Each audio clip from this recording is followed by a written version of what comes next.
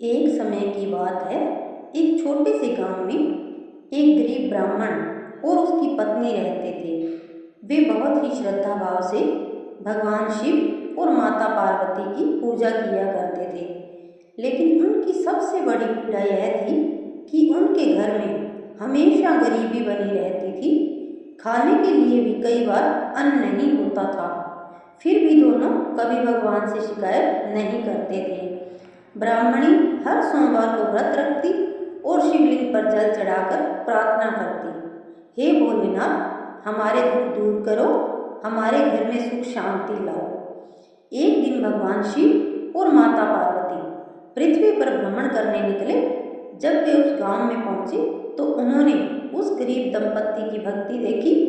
माता पार्वती बोले, स्वामी, यह दंपत्ति बहुत दुखी है, फिर भी आपकी पूजा नहीं छोड़ते, इन पर कृपा कीजिए।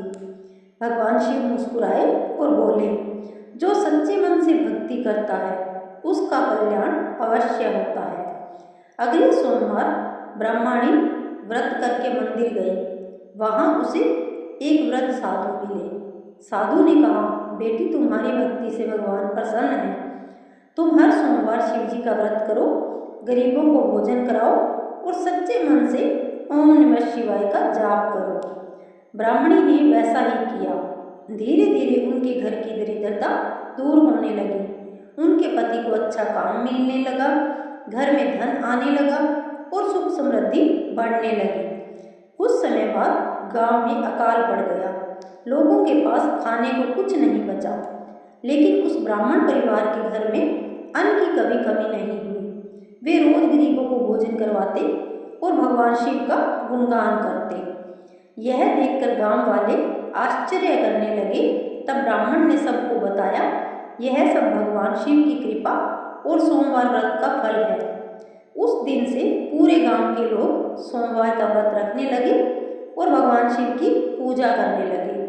धीरे धीरे गांव के सारे दुख दूर हो गए। इस कथा से हमें शिक्षा मिलती है, जो व्यक्ति सच्चे मन से भगवान शिव की आराधना करता है, सोमवार का व्रत रखता है और दूसरों की सहायता करता है, उसके जीवन के सारे कष्ट दूर हो जाते हैं। भोलेनाथ अपने भक्तों की मनोकामना पूरी करते हैं। अब सुनते हैं दूसरी कथा। प्राचीन समय में एक नगर में एक साहूकार रहता था। उसके पास धन दौलत की कोई कमी नहीं थी, लेकिन उसके घर में हमेशा अशांति बनी रहती थी। उसकी पत्नी अक्सर बीमार रहती और बच्चों में भी प्रेम नहीं था। साहूकार बहुत परेशान रहने लगा। एक दिन नगर में एक महात्मा आए। साहूकार ने उनके चरणों को प्रणाम किया और अपने दुख बताए। महात्मा बोले, जेठ मास में भगवान सूर्य और जल का विशेष महत्व होता है। इस महीने में दान, पूजा और प्यासे लोगों को पानी पिलाने से महान पुण्य मिलता है। महात्मा की बात सुनकर साहूकार और उसकी पत्नी ने पूरे जेठ मास में रोज सुबह स्नान करके सूर्य देव को जल चढ़ाना शुरू किया। उन्होंने राहगीरों के लिए प्याऊ लगवाई, गरीबों को पानी और भोजन देना शुरू किया। धीरे धीरे उनके घर का वातावरण बदलने लगा। पत्नी की बीमारी दूर होने लगी, बच्चों में प्रेम बढ़ गया और घर में सुख शांति आने लगी। एक दिन साहूकार ने स्वप्न में देखा कि भगवान सूर्यदेव उसे आशीर्वाद दे रहे हैं। उन्होंने कहा, जो व्यक्ति जेठ मास में सेवा, दान और धर्म करता है, उसके सभी दुख दूर हो जाते हैं। सुबह उठकर साहूकार ने यह सपना सबको बताया। उस दिन से उसने जीवन भर गरीबों की सेवा करने का संकल्प लिया। कुछ वर्षों बाद वही साहूकार नगर का सबसे सम्मानित व्यक्ति बन गया। लोग दूर दूर से उसके पास आशीर्वाद लेने आने लगे। इस कथा से शिक्षा मिलती है, जेठ मास में जलदान, सेवा और भगवान का स्मरण करने से जीवन में सुख समृद्धि आती है। प्यासे को पानी पिलाना सबसे बड़ा पुण्य माना गया है। अब सुनते हैं सीता माता की कहानी। त्रेता युग में भगवान श्री राम, माता सीता और लक्ष्मण वनवास में रह रहे थे। माता सीता अत्यंत सरल, दयालु और पतिव्रता थी। वे हमेशा भगवान राम की सेवा करती और सभी ऋषि मुनियों का सम्मान करती थी।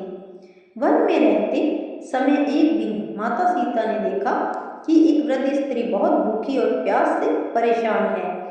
माता सीता तुरंत उसके पास गई और उसे भोजन तथा जल दिया। वृद्धा ने प्रसन्न होकर कहा, बेटी, तुम्हारा हृदय बहुत पवित्र है। तुम्हारे जैसी स्त्री संसार में दुर्लभ है। वह वृद्धा वास्तव में देवी रूप थी। उन्होंने माता सीता को आशीर्वाद दिया, तुम्हारा नाम युगों युगों तक आदर्श नारी के रूप में लिया जाएगा। कुछ समय बाद जब रावण माता सीता का हरण करके लंका ले गया, तब भी माता सीता ने अपना धैर्य और विश्वास नहीं छोड़ा। अशोक वाटिका में रहकर वे हर समय भगवान राम का स्मरण करती रहती। रावण ने उन्हें बहुत लालच दिया, लेकिन माता सीता ने धर्म और मर्यादा का साथ नहीं छोड़ा। उन्होंने कहा, मेरे प्रभु श्री राम अवश्य आएंगे और सत्य की विजय होगी। आखिरकार भगवान राम ने रावण का अंत किया और माता सीता को सम्मानपूर्वक वापस अयोध्या लेकर आए। माता सीता का जीवन हमें त्याग, धैर्य, सेवा और विश्वास की सीख देता है। वे भारतीय संस्कृति में आदर्श नारी का प्रतीक मानी जाती है। इस कथा से शिक्षा मिलती है, धैर्य, सच्चाई और भगवान पर विश्वास रखने वाला व्यक्ति हर कठिनाई पर विजय प्राप्त करता है। माता सीता का जीवन हमें मर्यादा और त्याग का मार्ग दिखाता है। अब सुनते हैं शंकर पार्वती जी की कहानी। कैलाश पर्वत पर भगवान शिव और माता पार्वती निवास करते थे। माता पार्वती भगवान शिव की परम भक्त थी। उन्होंने शिव जी को पति के रूप में पाने के लिए वर्षों तक कठोर तपस्या की थी। एक बार माता पार्वती ने भगवान शिव से पूछा, हे प्रभु, संसार में सबसे बड़ा पुण्य क्या है? भगवान शिव बोले, जो मनुष्य सच्चे मन से भक्ति करता है, दूसरों की सहायता करता है और कभी अहंकार नहीं करता, वही सबसे बड़ा पुण्यवान होता है। उसी समय एक गरीब स्त्री कैलाश के पास पहुंची। वह बहुत दुखी थी। उसने कहा, हे महादेव, मेरे घर में हमेशा दुख रहता है, कृपया करके मेरा कल्याण कीजिए। माता पार्वती को उस स्त्री पर दया आ गई। उन्होंने उसे भोजन कराया और सुंदर वस्त्र दिए। भगवान शिव ने प्रसन्न होकर कहा, देवी, तुम्हारा हृदय करुणा से भरा है, यही सच्ची पूजा है। भगवान शिव ने उस स्त्री को आशीर्वाद दिया, आज से तुम्हारे घर में कभी दुख नहीं आएगा। कुछ ही दिनों में उस स्त्री का जीवन बदल गया। उसके घर में सुख समृद्धि आने लगी। उसने गांव के सभी लोगों को भगवान शिव और माता पार्वती की महिमा बताई। तब से लोग श्रद्धा से शिव पार्वती की पूजा करने लगे। माना जाता है कि जो पति पत्नी सच्चे मन से शिव पार्वती की आराधना करते हैं, उनके घर में प्रेम और सुख बना रहता है। इस कथा से शिक्षा मिलती है, दया, सेवा और सच्ची भक्ति ही सबसे बड़ी पूजा है। भगवान शिव और माता पार्वती अपने भक्तों पर हमेशा कृपा बनाए रखते हैं। अगर आप लोगों को ये कथा पसंद आई हो तो वीडियो को लाइक करें, ज़्यादा से ज़्यादा शेयर करें और चैनल को सब्सक्राइब करें, ताकि हमारी आने वाली कथाएं, धार्मिक वीडियो और त्योहारों की जानकारी सबसे पहले आप तक पहुंच पाए।